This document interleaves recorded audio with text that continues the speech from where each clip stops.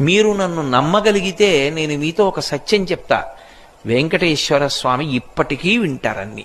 అన్నీ తెలుసు ఆయనకి, అన్నీ తెలుసు. ఎవరిని కొండ మీదకి రానివ్వాలో తెలుసు, ఎవరిని రానివ్వకూడదో తెలుసు.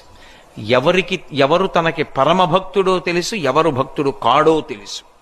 నేను మీకు ఇంకా సత్యం చెప్పాలంటే, ఆయనకి అభిషేకం చేసి స్నానం చేశాక ఇప్పటికి చెమట పడుతుంది. ఆ చెమట తుడుస్తారు బట్టతోటి.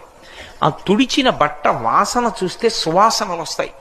మొన్ననే నేను వెంకటాచలం వెళ్ళినప్పుడు ఆయన ఒళ్ళు తుడిచిన బట్ట కళ్ళజోడు తీసేయమని నా కళ్ళ మీద పెట్టారు.